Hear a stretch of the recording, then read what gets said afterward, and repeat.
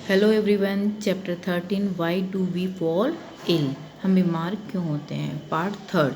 Today's topic is acute and chronic disease. The manifestation of the disease will be different depending on a number of bacteria. कई तरह की disease जो है वो कई तरह के फैक्टर के ऊपर डिपेंड करती है कि वो किस तरह से होती है।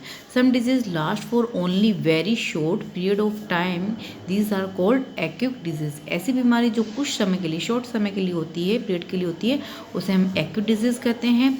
And other element can last for long time, even a much a lifetime, are the called chronic disease. ऐसी डिजीज़ जो लंबे समय तक रहती है या लाइफ टाइम रहती है उसे हम क्या कहते हैं, क्रॉनिक डिजीज़ कहते हैं। एक्यूट डिजीज़ का मतलब जो शॉर्ट टाइम हुआ, जैसे हेडेक होना, ठीक है, या फिर स्टमक पेन हो गया, जी घबराना, या फिर मन वीकनेस फील करना, ये कुछ समय के लिए होती है। लेकिन क्रॉनिक डिजीज़ का मतलब हुआ जो लाइफ टाइम भी हो सकती है और लंबे समय से चल रही हो, जैसे एलिफेंथिसिस जिसमें पैर जो होते हैं वो मोटे हो जाते हैं। इसके अलावा डायबिटीज़, अस्थमा जो लॉन्ग टाइम तक चलती है या लाइफ टाइम चलती है, तो उसे क्रॉनिक डिजीज़ कहते हैं।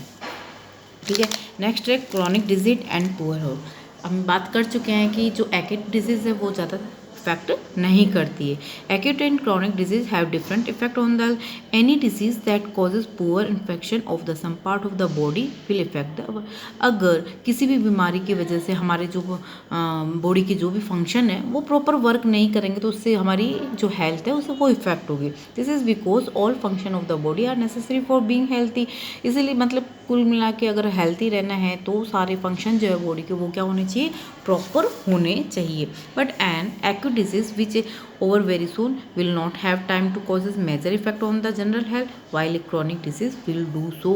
हम जानते हैं कि एक्यूट जो होती है वो कुछ समय के लिए होती है और कुछ समय की वजह से होने की वजह से ये हमारी बॉडी के ऊपर कुछ ज़्यादा इफेक्ट नहीं डालती है, लेकिन क्रॉनिक लॉन्ग समय के होने की वजह से इसका इफेक्ट जो होता है वो हमारी बॉडी के ऊपर भी गिरता है।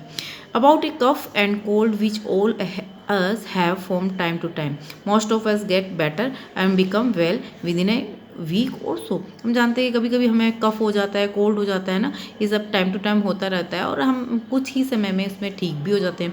And there are no lasting effect on the health, और हमारी इफेक्ट हेल्थ के ऊपर इसका कोई ज़्यादा इफेक्ट भी नहीं पड़ता। But if we get infected with a chronic disease such as a tuberculosis of the lungs, then being ill over the years does not make us lose weight, feel tired all time। पर हम chronic disease जैसे tuberculosis जो lungs में होता है, अगर वह हो जाता है तो उसकी वजह से क्या होता है, उसका इफेक्ट जो है हमें लंबे समय तक, सालों तक इसका इफेक्ट बना रहता है। वेट भी लूज हो जाता है और टायर्ड मतलब हमेशा जो है थके थके फील करते हैं। We may not go to school for a few days if we have acute. हम जानते हैं कि अगर हमें कुछ एक्यूट प्रॉब्लम है, छोटा हेडेक हो गया है, स्टमक पेन होता है, तो इस तरह की वजह से हम स्कूल नहीं जाते कुछ समय के लिए। But a chronic disease will make it difficult for us follow what is being taught in school and reduce our ability to learn.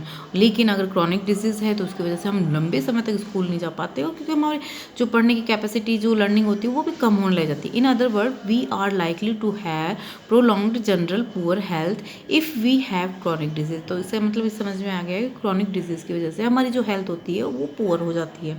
Chronic disease therefore have very drastic long term effect the people health as compare to acute disease.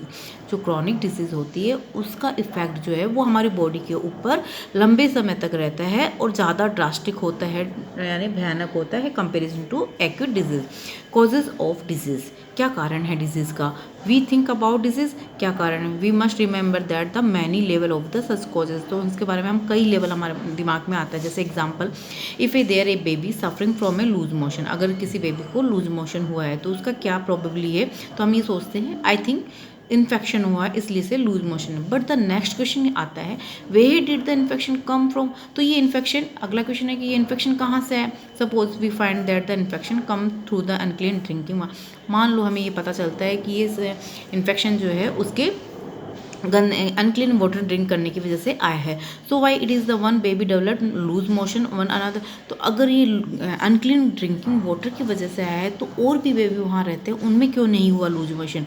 One reason might be the baby is not healthy. तो इसका एक reason हो सकता है कि वो baby healthy नहीं होगा, इस वजह से अनक्लीन वाटर के पीने की वजह से उसे लूज मोशन होंगे। Reason might more likely to disease when expose to risky where the heavier healthier baby would not. तो कहने का मतलब है कि वो बेबी अगर हेल्दी नहीं रहा होगा, बीमारी कुछ और रही होगी, इसे हेल्दी ना रहने की वजह से उसे लूज मोशन रहे होंगे। Why is the baby not healthy? Perhaps because it is not well nourishment. अब पूछा जाए कि वो बेबी जो है वो हेल्दी क्यों नहीं रहा होगा, क्योंकि उसे नरिशमेंट जो है, फूड है जो प्रॉपर नहीं मिला होगा इनफ मात्रा में। Lake of good nourishment become a second causes of disease. तो इसका रीज़न क्या हो गया है कि नरिशमेंट जो है अगर बेबी को अच्छे से प्रॉपर रूप से नहीं मिला होगा तो उसकी वजह से रहा होगा। Further why baby not well nourished. तो क्वेश्चन बनता है कि क्यों नरिश्ड नहीं हुआ है? Because it form household which, हो सकता है वो बेबी जो है वो बिलोंग करता है पुअर फैमिली से बिलोंग करता है। It is also possible that the baby has some genetic disorder. Second ये हो सकता है कि मान लो उस बेबी को जेनेटिक डिफरेंस डिसऑर्डर भी रहा होगा। Suffer from loose motion when expose to a pathogen. तो उसी वजह से वो पैथोजन वायरस बैक्टीरिया जर्म्स के कांटेक्ट में आने से जल्दी फैल गया। Without the pathogen the genetic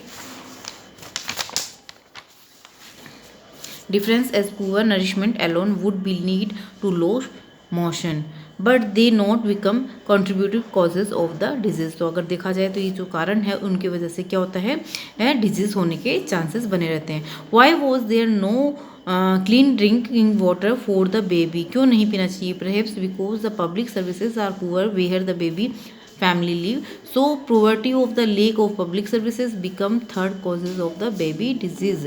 तो थर्ड कंडीशन ये हो सकती है कि मान लो वो बच्चा किसी पुअर कंडीशन में रहता होगा, वहाँ की कंडीशन व्यवस्थाएं जो है वो प्रॉपर नहीं होगी, पानी साफ नहीं आता होगा, वहाँ आसपास पॉल्यूशन ज़्यादा रहा होगा, तो ये सब पब्लिक सर्विसेज जो है वो भी उसे उसकी फैमिली को प्रॉपर नहीं मिलती होगी, इस वजह से उस बच्चे में ये प्रॉब्लम रही होगी। It will not be obvious that the disease will have immediate causes and contributed have the also most disease will have mainly causes rather than the one single causes. तो कहने का मीन्स है कि कोई भी बीमारी जो होती है किसी एक सिंगल कॉजेज की वजह से नहीं होती, कई कॉजेज जो है उसे इफेक्ट करते हैं। जैसे फर्स्ट बताया कि बेबी जो है वो हेल्दी नहीं रहा होगा, यानी उसे फूड नहीं मिला होगा। सेकंड है जेनेटिक डिसऑर्डर रहा होगा, या फिर थर्ड जो है उसको पब्लिक सर्विसेज जो है वो प्रॉपर नहीं रही होगी। ठीक है, नेक्स्ट है infectious or non-infectious disease।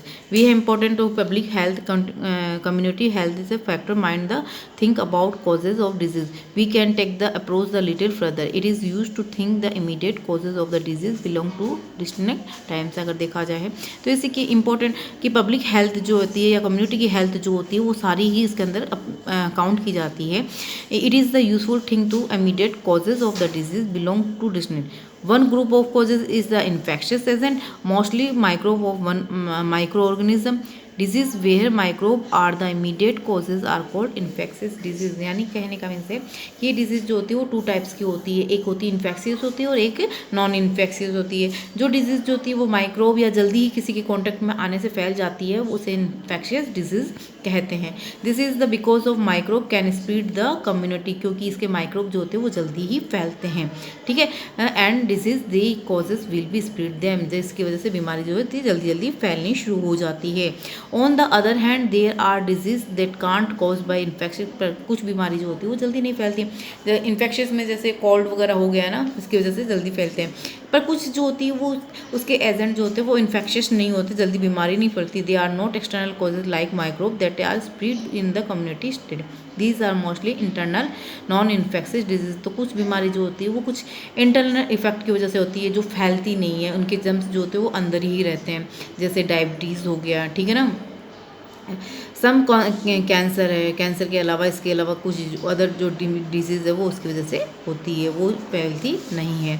तो हाई ब्लड प्रेशर हो गया, इसका रीज़न हो सकता है एक्सेसिव वेट है या फिर लेक ऑफ एक्सरसाइज है, इसकी वजह से ये हो सकता है। ठीक है, नेक्स्ट है in which disease spread and way in which they can be treated and the prevented at the community level would be different of the for the disease. तो जो बीमारियाँ फैल रही है उस वो डिपेंड करती है उसके इन्फेक्शियस और नॉन इन्फेक्शियस के बेस पे उस पर क्या की जाती है, ट्रीटेड की जाती है। This would depend on the immediate causes infectious और non infectious. Okay, thank you.